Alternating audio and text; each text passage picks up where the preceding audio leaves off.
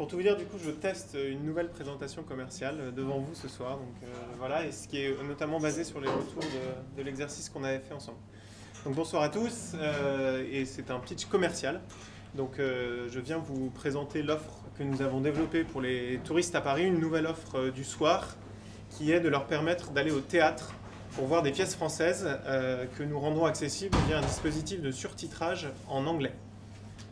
Alors, l'idée, c'est que vous avez près de 300 théâtres à Paris. C'est une des villes au monde avec le plus de théâtres, où il y a le plus d'offres de spectacles vivants et qui est très difficilement accessible aux touristes jusqu'à aujourd'hui, donc que nous rendons accessible.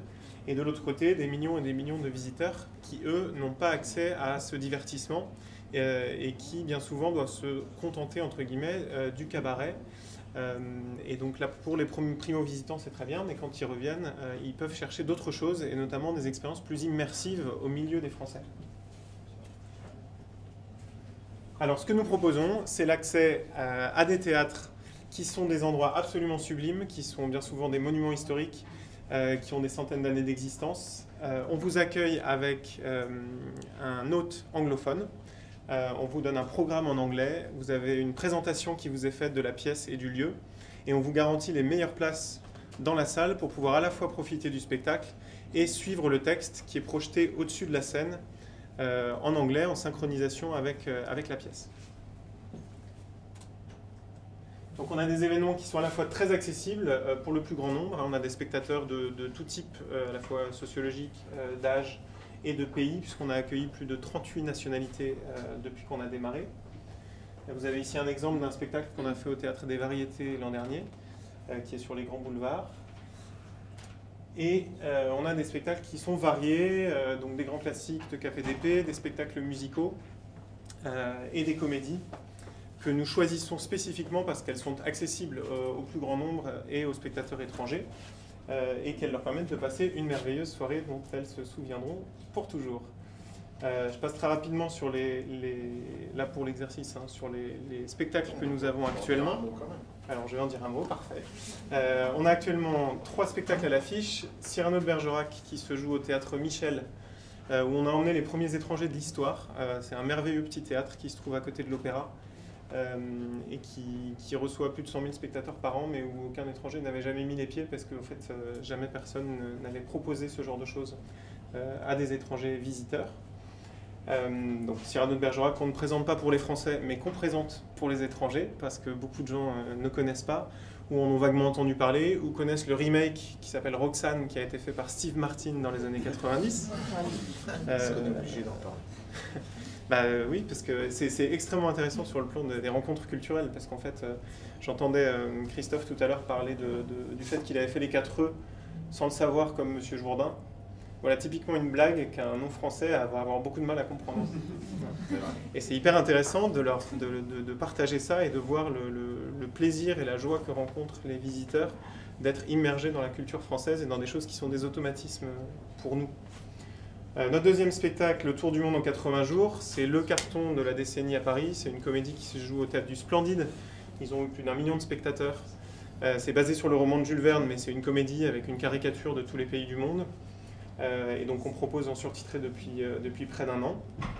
Et Le Mariage de Figaro, qui est notre petit dernier, qui ne pourrait pas être plus d'actualité cette année, puisque c'est une pièce sur la liberté d'expression. Et qui se joue au théâtre du Ranelagh, un petit bijou, un monument historique en l'occurrence, dans le quartier de la Muette. On a développé des packages pour vos clients, pour qu'ils puissent passer une soirée ou une après-midi complète autour du spectacle vivant. On a des ateliers théâtre qui sont faits par des professionnels du théâtre français, mais qui sont anglophones, sur la scène du théâtre. Donc on vous privatise pour vous en fait le lieu pendant 2 heures. Ensuite, il y a une pause, on peut vous organiser le dîner. Ensuite, le groupe revient pour assister au spectacle. On peut combiner le théâtre avec une balade en 2 chevaux après le spectacle. Donc, votre chauffeur privé vous attend à la sortie. Il vous emmène dans des endroits secrets de Paris que personne d'autre n'a vu avant vous, dans une promenade qui s'appelle Midnight in Paris on Wheels, voilà, qui vous permet de voir Paris de nuit et de façon extrêmement romantique. Enfin, Les packages qui marchent très fort, qui sont la combinaison théâtre et dîner ou théâtre et réception. On peut soit vous privatiser le lieu, soit organiser ça dans les restaurants avec lesquels on travaille qui sont juste à côté. On fait ça en combinaison pour vous permettre de passer, que vos clients passent une soirée complète comme un Parisien.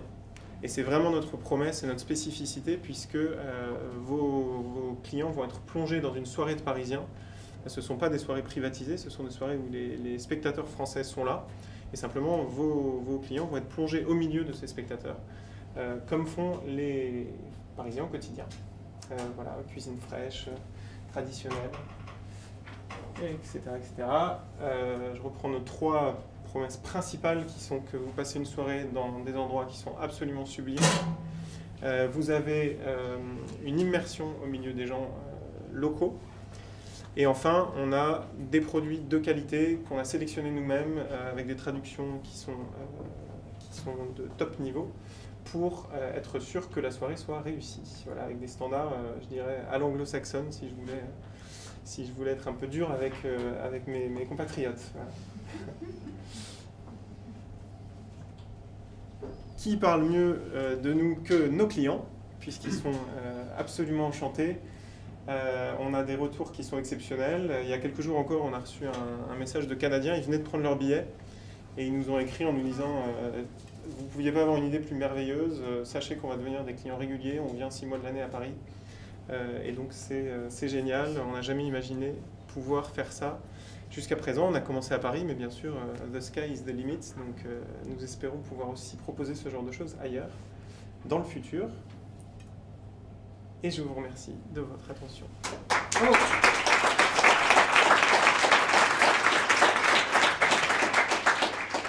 Est-ce qu'il y en a qui pleurent pour voir si... Moi j'étais à la limite. J'étais à la limite. Alors j'ai des bons de commande qui sont prêts. Magnifique enchaînement. Et en fait, je sais pas, je trouve ça fascinant comme idée et en même temps tellement évident qu'il y a un public pour ça, il y a des clients pour ça. Comment, quand on discute après avec Karl, la question c'est finalement quelle est la difficulté qu'on rencontre? Parce que là c'est un pitch commercial auquel vous venez d'assister. Et si je suis un hôtelier, je me dis c'est un truc qu'il faudrait que je propose, quoi. Il faudrait que je dise ça à mes clients. J'ai le moyen de leur faire vivre une soirée qui est un peu différente quand même que d'aller au Lido, puisque je crois que c'est quand même ça qui finalement est prescrit par tous les hôteliers pour être tranquille. Tiens, voilà 2 billets pour aller au Moulin Rouge ou au Lido et comme ça tu vas passer une bonne soirée. Mais c'est dommage. Crazy Horse. Tu préfères Crazy Horse, Jérôme? Ouais, d'accord. Je le note quelque part. Et en fait, je me dis quand même à un moment, c'est quand même dommage, parce que là, on est sur autre chose. On est clairement sur la dimension historique, culturelle, etc. Et découverte du théâtre, et un truc qu'on ne peut pas faire, en fait. Ça m'est arrivé à l'étranger aussi de me dire, tiens, j'irais bien voir un spectacle. Et pourquoi est-ce qu'il n'y a pas cette facilité pour un hôtelier à faire la prescription du service Théâtre in Paris? Et donc je me dis, tiens, on a un truc là, et quand je vois cette présentation, elle est sublime, hein, vraiment, non mais vraiment, c'est beau, quoi. On a presque envie d'y aller, hein, enfin... Mais tous. Vous pouvez, on a des spectacles tous les soirs. Donc, et donc, on se dit, mais c'est pas possible, quoi, la présentation, le produit, tout est bien pensé. Qu'est-ce qui fait qu'il y a un moment où il y a des freins et ça se passe pas comme on veut au niveau de l'hôtellerie? Alors, on discute ensemble et donc on arrive à finalement cette idée que le concierge, quand il est face à des clients, il a le choix entre leur dire « Tiens, voilà 2 tickets au Lido » ou « Pardon, au Crazy Horse », ou bien tu pourrais aussi aller au théâtre et là, il va falloir qu'il explique quelque chose. Et donc, c'est plus compliqué, fatalement. Donc, je dis à Karl, quelle est sa motivation? Et donc, forcément, il y a l'idée, je ne sais pas si ça a changé, mais il y avait l'idée, en tout cas, on va éventuellement l'inciter, on va le motiver à travers une stimulation quelconque pour qu'il soit intéressé. Non, pas ce genre-là. Et confidentiel. Pour qu'il soit motivé à dire, non, tu devrais aller au théâtre. Et en fait, ce qui est le dernier slide qu'on vient de voir, juste avant celui-là, je crois, c'est le retour d'expérience. En fait, si on s'intéresse à qu'est-ce qui motive un concierge dans un hôtel, ce qui le motive, c'est d'avoir des clients qui lui disent « Waouh, j'ai passé une soirée comme jamais, merci ». Et c'est vraiment ça, sa motivation. Oui, je sais, on pourrait penser qu'il est motivé par l'argent, et vous le pensez tous, mais au-delà de ça, si vous allez voir un concierge et si vous travaillez dans ce métier, vous vous rendrez compte que c'est ça leur source de motivation. C'est ça qui fait qu'ils se lèvent tous les jours pour aller bosser. C'est d'avoir des clients qui lui disent « Grâce à vous, j'ai passé la meilleure soirée de ma vie ». Et donc ça, c'est l'expérience. Bon, l'expérience, vous l'avez vu, elle est fantastiquement mise en scène, mais le retour d'expérience, c'est ça, là, c'est verbatim qui sont dans toutes les langues. Et c'est ça qu'il faut absolument travailler, parce que ce qui va aujourd'hui décider un hôtel de recommander la prestation et d'acheter des places avec Théâtre in Paris, c'est cette idée que chaque fois que je vais recommander ça, je vais avoir un retour d'expérience comme j'en aurais jamais ailleurs. Et donc là, on travaille sur ce E de l'expérience et on essaye de ne plus vendre une technologie qui permet d'assister à une pièce de théâtre en français et de la comprendre, mais un truc magique, comme c'est d'ailleurs montré là, qu'on ne pourrait pas vivre autrement. Et donc, il faut comprendre que ce n'est pas améliorer le produit, même s'il est techniquement intéressant, même si on pourrait peut-être, je ne sais pas, encore l'améliorer, je ne crois pas, mais bon, ce n'est pas le produit qui, si je vais acheter, c'est l'expérience. Le client de l'hôtel, il a absolument aucun intérêt à savoir ce qui se passe en termes de techno, et même le produit ne l'intéresse pas. Ce qu'il veut, c'est pouvoir rentrer chez lui en disant, tu sais, moi je suis allé à Paris, j'ai vu une pièce de théâtre, c'était génial. Maintenant, je comprends la culture, etc., etc. Donc, c'est uniquement ça qui fait que ça marche.